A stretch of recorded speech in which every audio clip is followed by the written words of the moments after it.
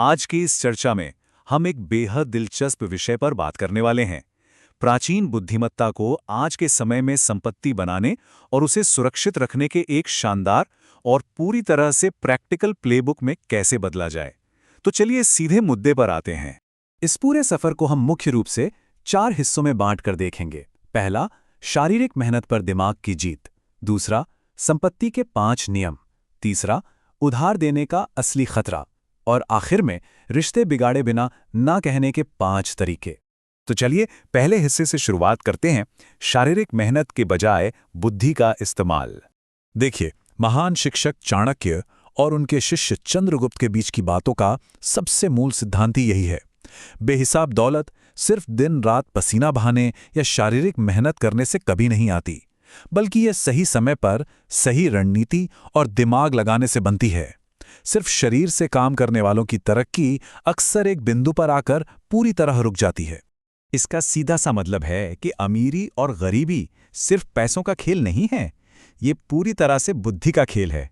जरा सोचकर देखिए, अगर आज दुनिया का सारा पैसा हर इंसान में बिल्कुल बराबर बांट दिया जाए तो कुछ ही सालों में क्या होगा।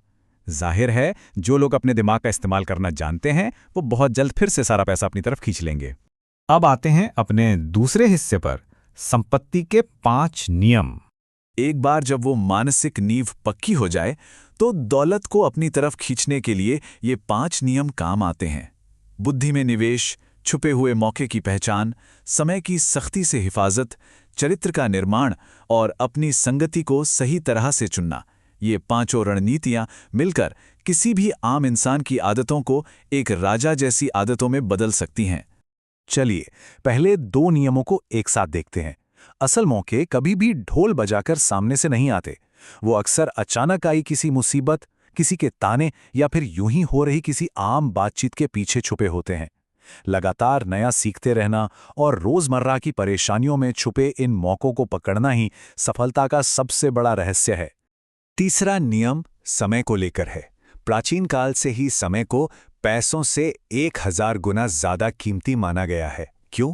क्योंकि अगर पैसा डूब गया तो उसे फिर से कमाया जा सकता है, लेकिन जो वक्त एक बार हाथ से निकल गया वो किसी भी कीमत पर वापस नहीं आता। चौथा नियम आज के दौर की एक बहुत ही आम सच्चाई दिखाता है। अक्सर हम देखते हैं कि जैसे ही सैलरी अचानक बढ़ती है, लोग तुरंत नया फोन ले लेते हैं, महंगी पार्टियां शुरू हो जाती हैं और अंत में बैंक अकाउंट फिर से खाली। इसलिए पैसा आने से पहले अनुशासन और चरित्र का बनना बहुत जरूरी है, ताकि पैसों के इस बर्तन में कोई छेद न रहे। और 5वां नियम, हमारा आर्थिक भविष्य असल में उन 5 लोगों का औसत होता है जिनके साथ हम अपना सबसे ज्यादा वक्त बिताते हैं। अच्छी और सकारात्मक संगति हमें हमेशा ऊपर खींचती है, जबकि नकारात्मक लोग हमें नीचे ले जाते हैं। अब यहाँ एक बड़ा सवाल उठता है, पैसा कमाना वाकई बहुत मुश्किल काम है, लेकिन फिर भी लोग अपनी खून पसीने की कमाई इतनी जल्दी गंवा क्यों देते हैं? यहीं से हम पैसा बनाने की कला से आगे बढ़कर उसे बचाए रखने के ज्यादा मुश्किल अनुशासन की तरफ बढ़ते हैं। तो चलिए अपने तीसरे हिस्से की तरफ चलते हैं, उधार देने का खतरा।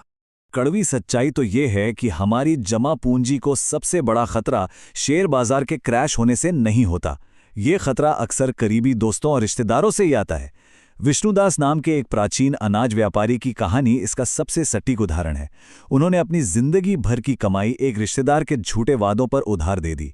इस एक भावुक फैसले ने उनके अपने ही परिवार को भूखा मरने पर मजबूर कर दिया। ये बहुत ही गहरी बात है। उधार देना एक दीमक की तरह है। ये रिश्तों को अंदर ही अंदर पूरी तरह खोखला कर देता है। इस बात से कोई फर्क नहीं पड़ता कि वो रिश्ता कितना भी मजबूत क्यों ना हो। अक्सर उधार देने के साथ ही पैसा और रिश्ता दोनों एक झटके में खत्म हो जाते हैं। इसी से हम अपने चौथे और आखिरी हिस्से पर पहुंचते हैं, ना कहने के 5 तरीके। अच्छी बात यह है कि प्राचीन ज्ञान हमें ऐसे बेहतरीन तरीके देते हैं जिनसे हम बिना किसी को दुश्मन बनाए उधार देने से बच सकते हैं। ये 5 तरीके हमारी मेहनत की कमाई भी बचाते हैं और हमें सामने वाले की नजरों में मददगार भी बनाए रखते हैं। चलिए इन्हें एक एक करके समझते हैं। पहला तरीका है 24 घंटे की ढाल। तुरंत हाँ मत कहिए, बस 24 घंटे के लिए रुक जाइए।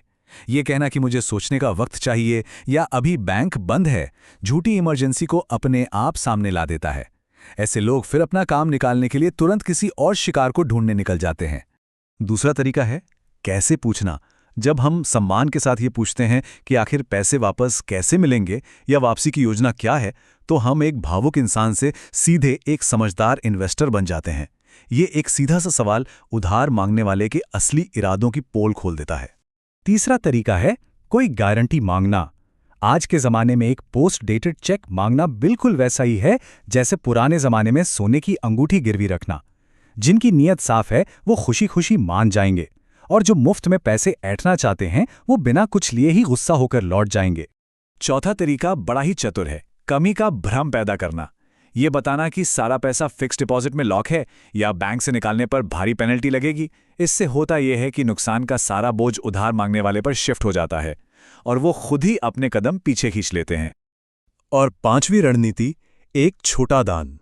अगर किसी की जरूरत वाकई में सच्ची लगे तो एक बहुत बड़े उधार को एक छोटे से दान में बदल देना सबसे अच्छा रास्ता है। एक ऐसा दान जिसकी वापसी की कोई उम्मीद ना हो। इससे हमारी बड़ी संपत्ति भी बच जाती है और आपसी सम्मान भी बना रहता है।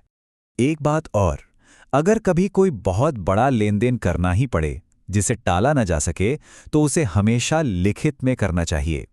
साफ सुथरी कागजी कार्रवाई एक ऐसे बीज की तरह है जो भविष्य के किसी भी विवाद को जड़ से पैदा ही नहीं होने देती। और ये बात तो बिल्कुल बांध कर रख लेनी चाहिए।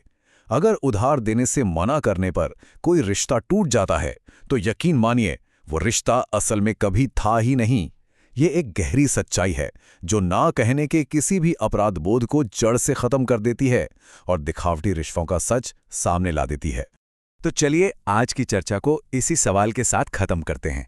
क्या अब वक्त नहीं आ गया कि हम गलत भावनाओं में बहकर उस संपत्ति को बर्बाद होने से रोकें जिसे हमने इतनी बुद्धि और मेहनत से बनाया है? याद रखिए, एक सुरक्षित और समृद्ध भविष्य के लिए सिर्फ पैसा बनाने वाला दिमाग ही नहीं, बल्कि उसे बचाने की पूरी हिम्मत भी चाहिए। सीखते रहिए और अपनी बुद्धि में निवेश करते रहिए।